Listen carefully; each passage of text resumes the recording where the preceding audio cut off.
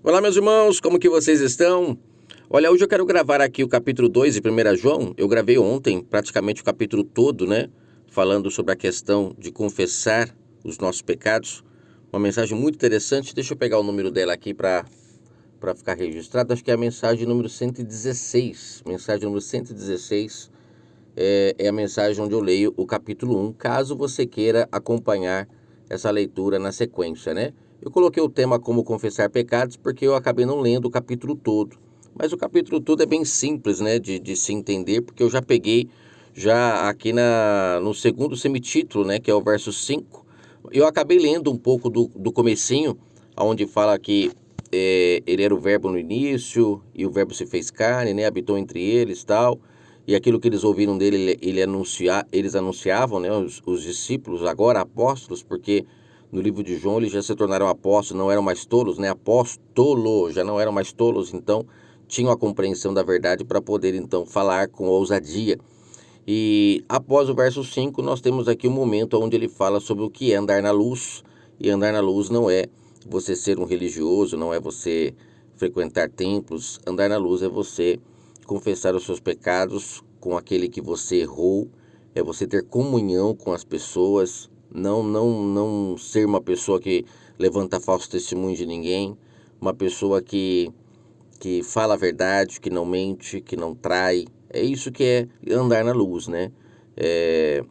E aí, quando ele entra no verso 1 aqui de 1 João capítulo 2, é interessante porque eles dão uma quebrada no contexto, né? O contexto vinha vindo ali de 1 João 1, ele falando sobre aquele que diz que não tem pecado, essa pessoa está mentindo, né?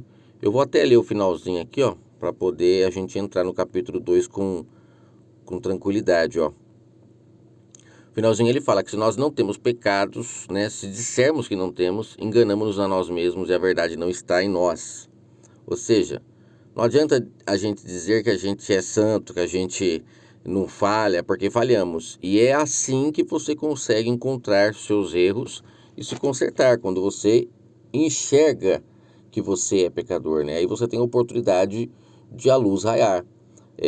Se confessarmos nossos pecados, e é aqui que eu bati na tecla, nesse vídeo sobre confessar os pecados, de que confessar os pecados é uns para os outros, e não ir a um líder religioso, ir a um templo para poder confessar os nossos pecados. É para quem a gente errou, por isso que ele fala que andar na luz é ter comunhão, e para ter comunhão você tem que confessar suas falhas com quem você erra, você tem que se desculpar com quem você falhou, e se alguém falhar com você, conforme Mateus 18, você tem que ir lá tentar fazer as pazes com essa pessoa, entrar num acordo. Isso é andar na luz, né? Então ele fala sobre a pessoa, ela aceitar que ela tem pecado. E aí no verso 10 ele fala, se dissermos que não temos cometido pecado, fazemos mentiroso, sua palavra não está em nós. Logo depois então, no primeiro verso do capítulo 2 de 1 João, ele entra oferecendo o Salvador como um advogado para aqueles que aceitam as suas falhas. Isso é interessantíssimo porque essa questão do Salvador ser nosso advogado é muito distorcido por muitas pessoas. Ele começa assim, ó, meus filhinhos, essas coisas vos escrevo para que não pequeis. Né? O que ele escreve?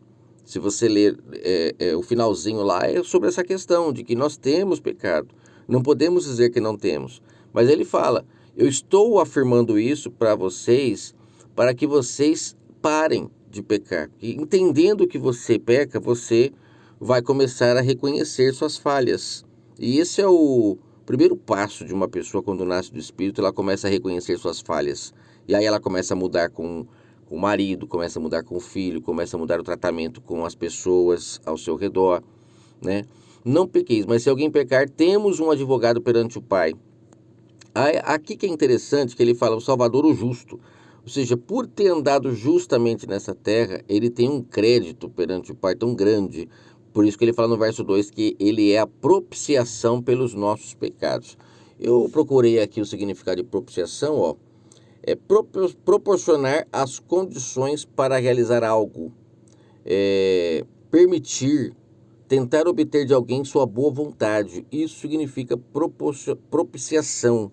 Então, ele, por ter esse crédito perante o Pai, por ter agido com justiça, por ter sido uma pessoa honesta, justa, transparente enquanto esteve na carne, ele tem esse crédito com o Pai. Então, todos aqueles que pecam, mas que aceitam que são pecadores e querem mudar, então ele os defende diante do Pai e o Pai começa a olhar para essa pessoa. Até separei uma outra parte que fala assim, ó, que... Deixa eu pegar aqui a parte que fala a propiciação, ela é o ato de aplacar a ira de alguém, ou seja, através de tentar obter a sua boa vontade. Então imagina, o pai, ele fica irado quando a pessoa está na vida de pecado, está comendo lavagem com os porcos. Mas aí essa pessoa, como na parábola do filho pródigo, ela cai em si. Você vê que lá ela reconhece, eu sou pecador, é o que João está falando aqui. Não, eu reconheço, eu realmente sou pecador. E aí nesse momento ela começa a parar de pecar, porque reconhece suas falhas. E aí o Salvador, ele defende essa pessoa perante o Criador para que o Pai aplaque a sua ira, né? E com isso a pessoa começa a não mais colher os frutos daquilo que ela plantava.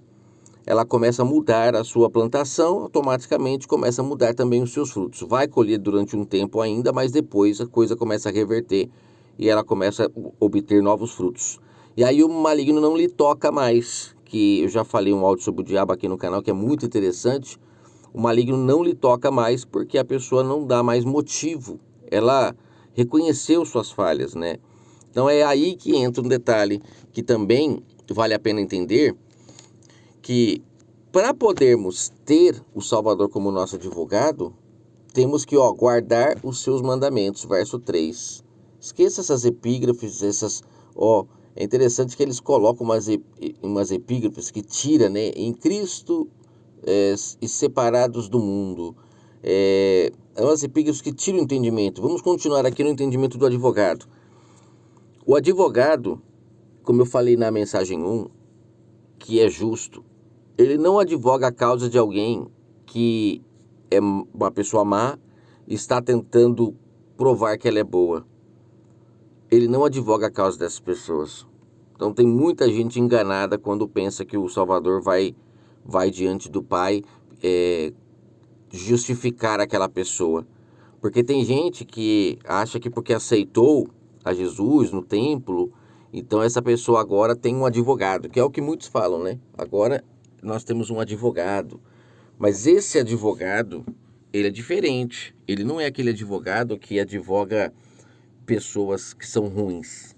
Ele advoga para pessoas que erraram, mas que aceitam a mudança e que dali para frente começam a agir de forma diferente. Então aí sim ele vai tentar aplacar a ira do Criador. Por quê? Porque essa pessoa deu crédito à sua mensagem e aí automaticamente ela começa a guardar os seus mandamentos. E guardar os seus mandamentos, é claro, não é você pegar ali o livro de Êxodo, ficar lendo quais são os mandamentos, você pegar e ler na pedra quais são os mandamentos, porque em Hebreus 8 Paulo falou que o novo pacto que o Pai fez com a casa de Israel os mandamentos agora estarem no nosso coração, no nosso entendimento. Então, aquela pessoa... Eu até tenho uma maneira de explicar isso muito simples. Uma pessoa que ainda vive na velha aliança, que depende das leis para ser boa, essa pessoa ela tem que conhecer as leis, para que então ela possa cumprir as leis. Quando a pessoa não conhece as leis, ela está infringindo a lei, então ela está passiva de ser penitenciada, ela vai ser uma pessoa que está descumprindo a lei. Agora, quando a pessoa nasce do Espírito, o Espírito Santo a conduz para o caminho correto. E ela, sendo guiada pelo Espírito Santo, ela vai dar o fruto na estação certa e não ficar amarrada e presa em leis. Como está escrito, pela lei ninguém consegue se salvar. Por quê? Você tem que conhecer todas elas e não infringir nenhuma. Mas pelo Espírito Santo não.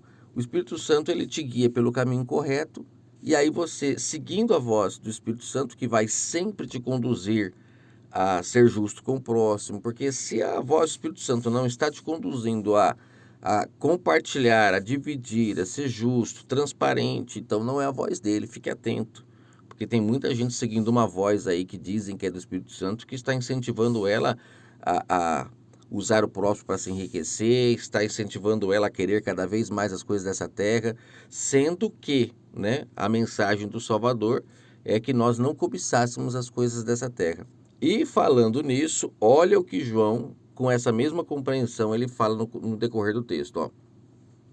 Então a pessoa guarda o mandamento, mas não é o que está na pedra, não é o que está no livro. É o mandamento do Espírito, que você dá o fruto na estação certa. Aquele que diz eu conheço, conhece quem? O Salvador, né? A sua mensagem, mas não guarda seus mandamentos, essa pessoa é mentirosa. Aquele que guarda a sua palavra, nele realmente se tem aperfeiçoado o amor de Deus. E nisso sabemos que estamos nele. Olha, o amor de Deus se aperfeiçoa na pessoa que tem a palavra do Pai, que é o Espírito Santo dele, né? Em si, e ela é temente à sua voz. Aquele que diz estar nele deve andar como ele andou. Como que você vai andar como ele andou se você não estava com ele quando ele esteve aqui em carne?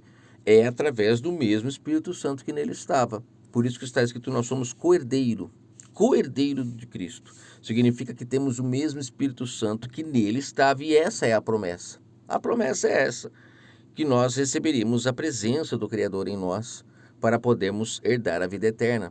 É quando temos o Espírito Santo dele em nós que mudamos as nossas atitudes, damos frutos na estação certa e começamos a retornar para casa, para o paraíso, porque com certeza vamos dar frutos agora gostosos de se comer e não frutos que levam as pessoas à perdição.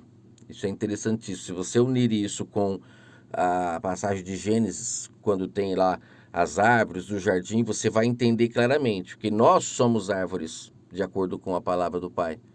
Então, eu gero muitos tipos de frutos, tanto para o bem quanto para o mal. Só a gente ler Gálatas 5 que você vai ver. A pessoa que está sendo alimentada de coisas más, ela vai gerar frutos da ira, vai gerar frutos dos ciúmes, ela vai gerar fruto da idolatria, fruto da cobiça, da avareza. Esses são os frutos de quem está se alimentando de coisas más. E a gente se alimenta um do outro. Nós nos alimentamos uns dos outros. Só que existem também os frutos que agradam ao Pai, que é o fruto do amor, da bondade, da longanimidade, da mansidão, domínio próprio. Esses são os frutos que as pessoas começam a gerar quando recebem o Espírito Santo do Pai, por ser co-herdeiro, e aí vão gerar frutos que o próprio Salvador gerava, frutos do Espírito, e aqueles que comerem desses frutos que a gente gera, essas pessoas vão também se curando, porque o fruto, a gente sabe que hoje no mundo mais moderno, com tantas comidas industrializadas, o que é aconselhável a gente fazer para não ficarmos doentes? É se alimentar corretamente, comermos o quê? Frutos, comermos legumes, verduras. Então você vê que o Pai usou os exemplos da terra para mostrar exatamente que cada fruto bom que a gente gera é um alimento saudável que as pessoas estão podendo comer e vão se curando a cada dia, né? Verso 8. Contudo, amados, eu vos escrevo, verso 7, um mandamento novo, mas não é um mandamento novo, mas é um mandamento antigo, que tendes desde o princípio. Este mandamento antigo é a palavra que vocês já ouviram. Ou seja, ele está ali só reforçando, porque o povo não dava crédito a essa palavra. Contudo, é um novo mandamento que vos escrevo, o qual é verdadeiro nele e em vós, porque as trevas vão passando e já brilha a verdadeira luz. A verdadeira luz é o conhecimento da verdade. As trevas, o ensinamento errado está indo embora, e a verdadeira luz, que é a palavra pura, está prevalecendo. Isso entre eles que estavam ali aceitando que são pecadores, confessando suas culpas uns aos outros, e com isso a justiça começa a reinar. Olha que maravilha.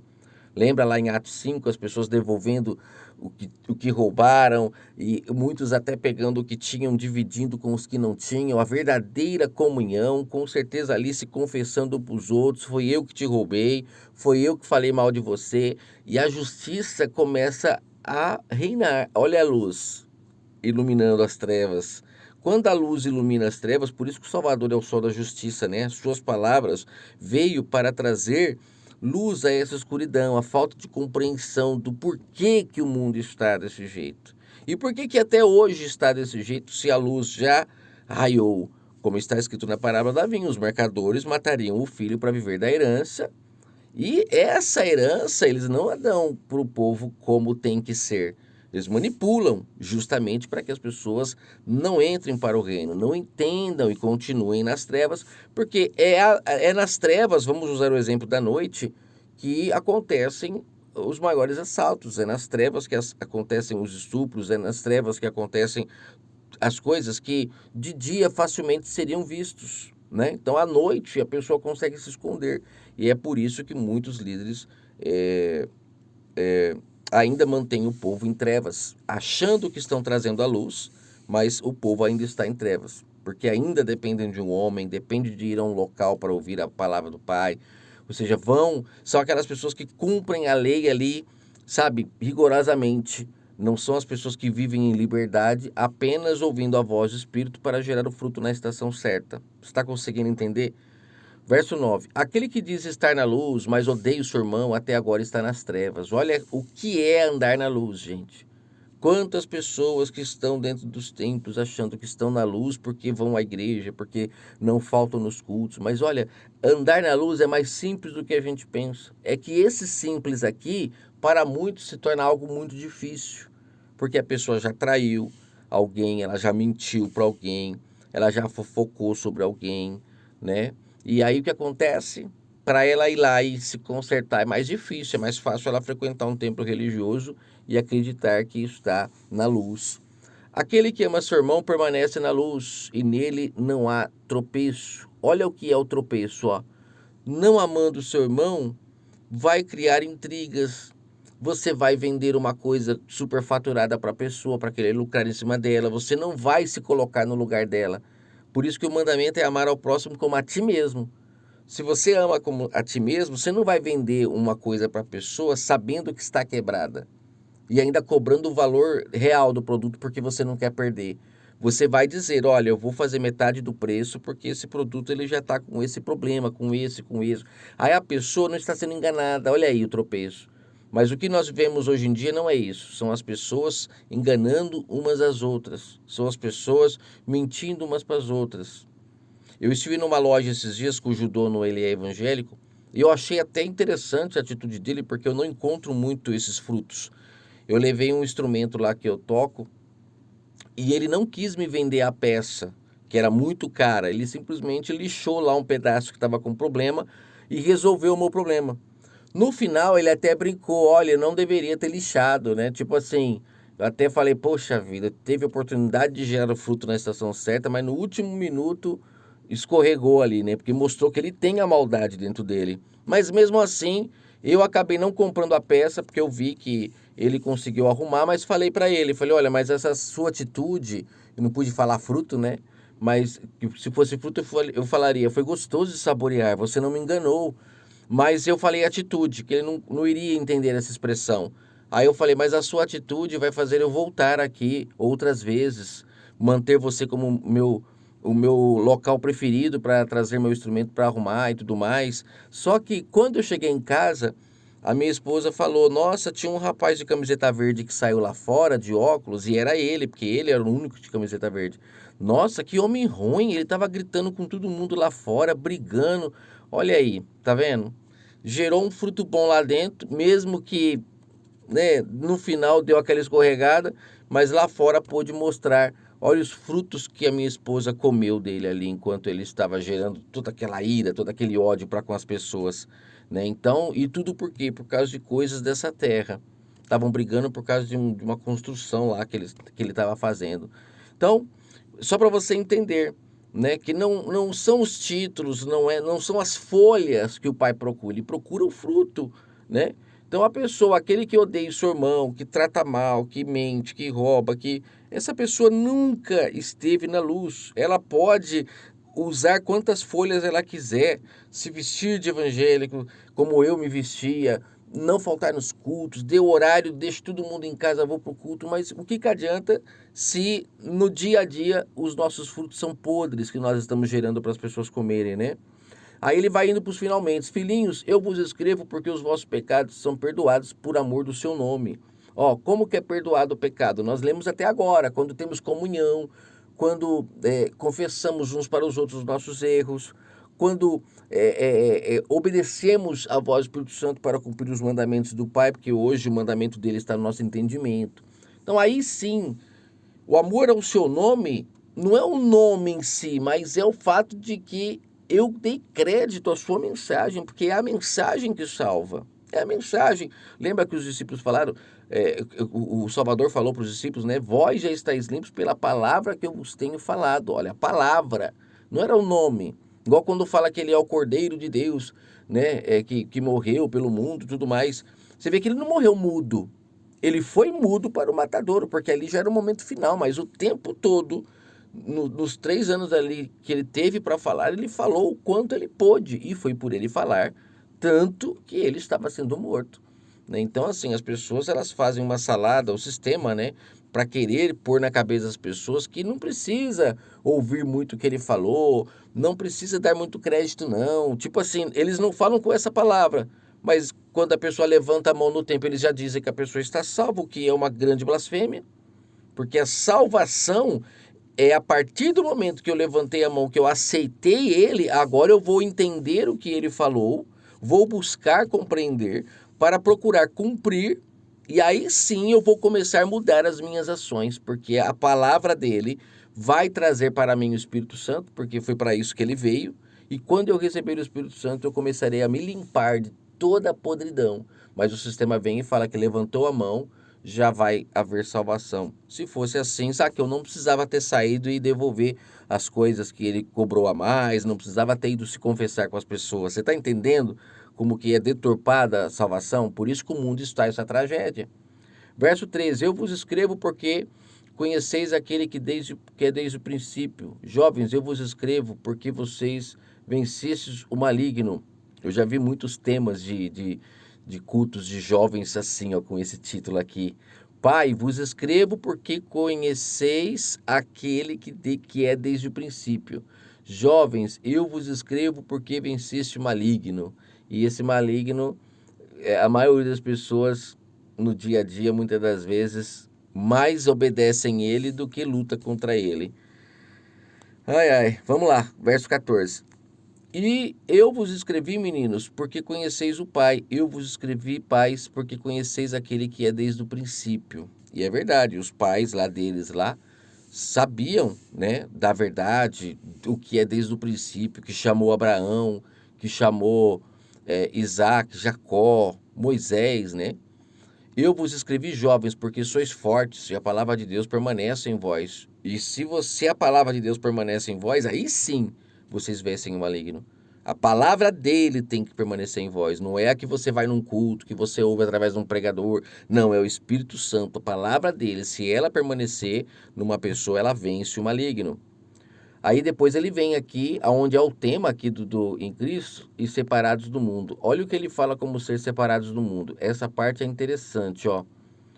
Ó, cadê? Deixa eu pegar aqui.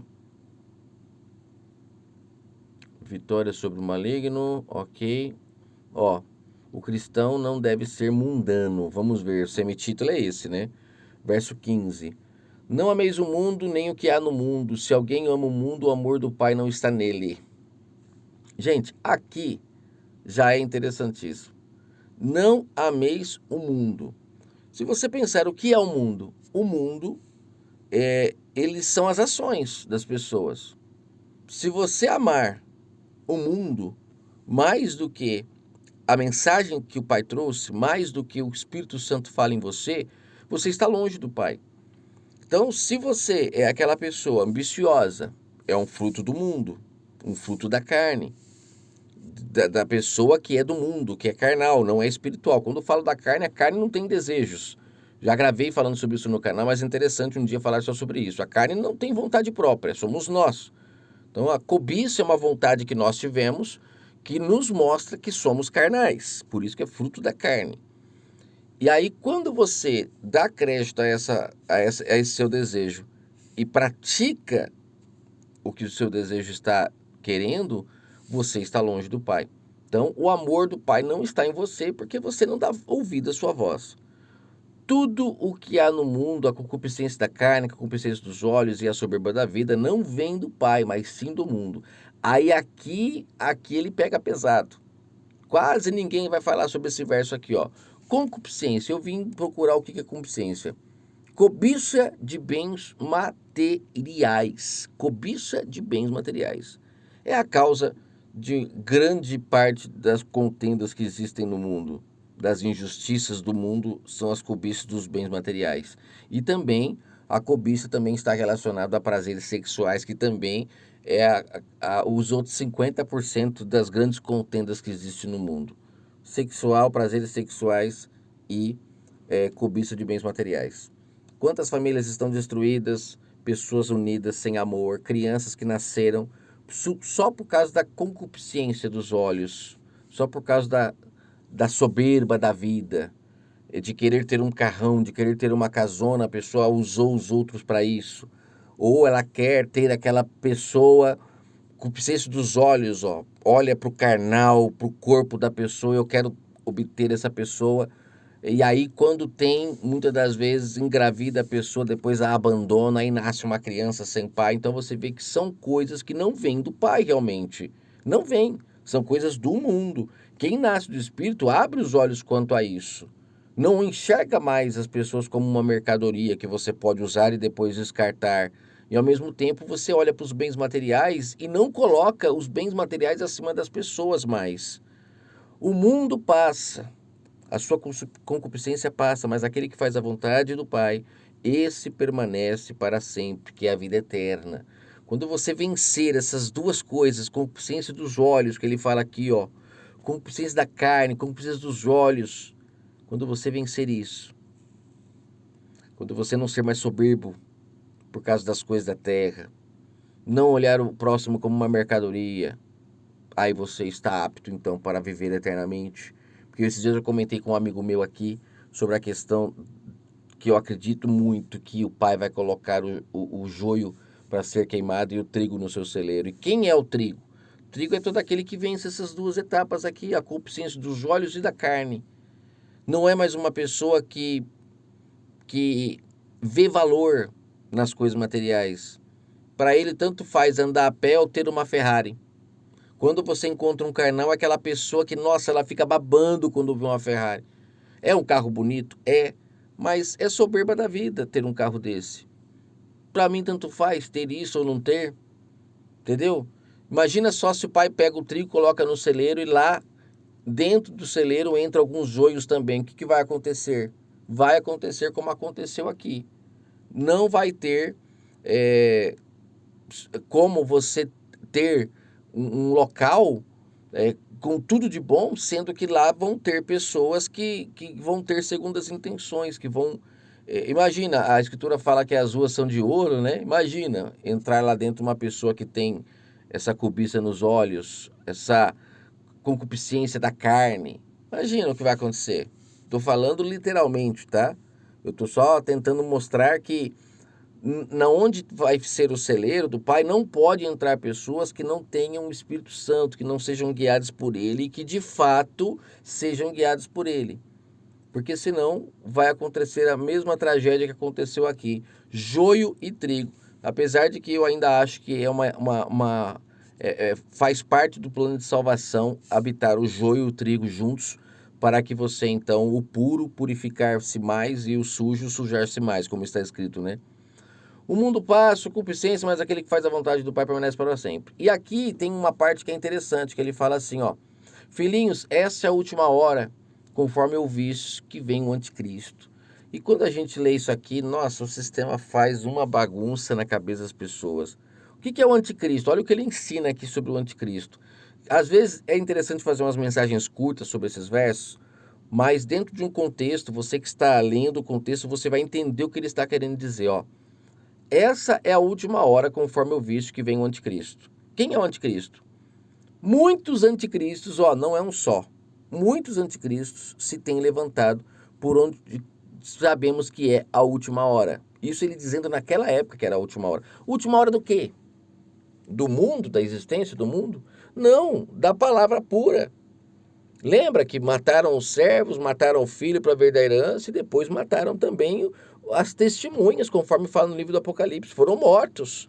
Última hora, porque não ia sobrar ninguém. Esses anticristos, que são pessoas que trazem mensagens contrárias à verdadeira mensagem, estavam crescendo e muito. E aí fica difícil de você continuar levando a verdade com tantos anticristos falando a mentira. E olha o que ele diz no verso 19, eu já falei em mensagem sobre isso aqui, gente. Saíram dentre nós, ou seja, o engano saiu de dentro de Israel. Por que saiu de dentro de Israel? Não é difícil de você entender. Lembra que fala que árvores que o pai não plantou, lá em Mateus 15, entraram dentro de Israel?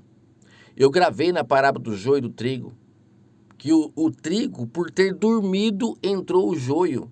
E quando ele fala do trigo lá, a gente tem que entender que ele não está falando do mundo como um contexto geral, mas Israel era o trigo, porque foi o povo separado do mundo, preparado para poder receber a palavra pura. E só é o trigo quem recebe a palavra pura do Pai. Só que dormiram. E aí vem então o inimigo e lança o joio lá dentro. As pessoas más entraram, os outros povos, com suas idolatrias, com seus enganos, entraram dentro de Israel. E lá dentro pegaram a compreensão da verdade que o Pai deu para o povo de Israel e levaram para fora, mas toda contaminada para o restante do mundo. E por isso que existe tantas religiões, tanta idolatria, porque os anticristos, que não é um homem que domina sobre o povo, mas são pessoas que ensinam enganos, eles saíram do meio de nós, mas não eram dos nossos, verso 19, porque se fossem dos nossos, teriam permanecido conosco, mas todos eles saíram para que se manifestasse que não são dos nossos. Ora, vós tendes a unção da parte do Espírito Santo. Todos vocês têm conhecimento agora, porque o Espírito Santo já foi dado. Ó, não vos escrevi porque não sabeis a verdade, mas porque sabeis, porque nenhuma mentira vem da verdade. Quem é mentiroso senão aquele que nega o Salvador? Esse é o anticristo, que nega o Pai e o Filho, que nega. Se você perguntar para qualquer pessoa, ela nega o Salvador? Ela vai dizer que, a não ser que seja um ateu, uma coisa assim, mas ela vai negar? Ela não nega com a boca, mas é nas atitudes que ela nega. Ela não crê na mensagem, que é a mensagem que vai libertar as pessoas, mas ela ensina um sacrifício. Ela ensina que se crer nele agora os seus pecados são perdoados. Isso é ensinamento anticristo, porque o próprio Cristo ensinava às pessoas como fazer o que é correto. Como é que agora só de crer nele, no sentido místico da coisa, eu já sou perdoado? Não, é pela água que limpa o copo, como ele diz, é pela palavra que ele falava. Você está entendendo? Isso é ser anticristo. Qualquer que nega o filho também não tem o pai. Aquele que confessa o filho tem o pai. Confessar o filho é dizer eu creio. Todo mundo crê. Todo mundo crê. Eu quero ver agora é, de fato, compreender a sua mensagem e cumprir o que ele ensinou. Uma pessoa que ainda tem um líder, que vai num local e tem um líder que vai trazer a mensagem lá no culto do Criador para ela, lendo um livro Bíblia. Será que essa pessoa creu na mensagem? Será que essa pessoa de fato permanece nele? Será que essa pessoa tem o Filho? Ela entendeu que o Filho veio nos libertar para sermos agora guiados pelo Espírito Santo, como ele fala em Mateus 23, porque é só assim que a gente de fato entra para o reino. Será que essa pessoa tem o Filho? Ela não entende que a pessoa que está ali lendo o livro Bíblia para ela, naquele culto, naquele local, trazendo a mensagem como sendo de Deus ali para ela, ela não entende que essa pessoa está usando a herança e ela pode simplesmente manipular a palavra e dar para ela comer. E aí, se essa palavra estiver pura, vai trazer resultados positivos para o culto. As pessoas vão começar a vender tudo que tem, ninguém vai ter nada mais do que ninguém, todos vão ter uma situação comum, né, entre eles ali, porque se chamam irmãos. Então, peraí, não pode ter nenhum irmão, membro do corpo, que está sofrendo. Não é assim no nosso corpo? Se uma parte do nosso corpo começa a sentir frio ou dor, todo o corpo se junta para esquentar aquela região, para cuidar. Isso é um corpo. Então, se você for numa igreja que as pessoas tiram o que ela tem dela sobrando para dar para o outro que não tem e ninguém tem falta de nada, então permaneça nesse local. Porque ali é um corpo de verdade, bem ajustado através do Espírito Santo. Mas se você chega num local e lá um tem um carrão, o outro tem uma bicicleta, quando acaba o culto, cada um vai para sua casa, ninguém pergunta para o outro se ele tem o que comer ou o que não comer. Às vezes tem gente que vai para casa e não tem o que comer, vai pedir um milagre a Deus. Mas ele acabou de sair de um local que as pessoas se chamam de irmãos e ninguém deu para ele um prato de comida. Que religião é essa? Que igreja é essa? Você está entendendo? Então, esses são os anticristos que dizem pregar a verdade, mas na prática não agem conforme o filho ensinou. Então, essas pessoas não têm o filho, não tendo o filho, não têm o pai. Estão longe do pai. Deu para entender isso? Isso é tremendo, porque aí você vai começar a abrir os seus olhos, você vai chegar no local lá, você vai ver lá o líder religioso, muitas das vezes, bem arrumado, um terno bom.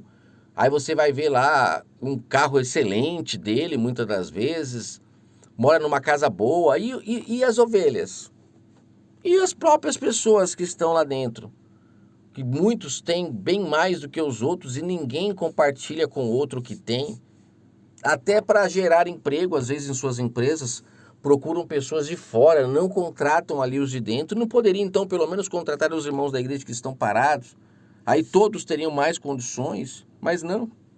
Então é uma verdadeira falácia o que eles fazem. Não são irmãos de verdade, não é um corpo, não é uma igreja, é só um local onde as pessoas vão para ouvir um homem que prega a herança, pega a palavra do Pai ali, o copo de água do oceano, falam ali o que está escrito no livro, e quanto mais você estuda o livro, mais compreensão você vai tendo, mas é uma compreensão da letra, não do espírito.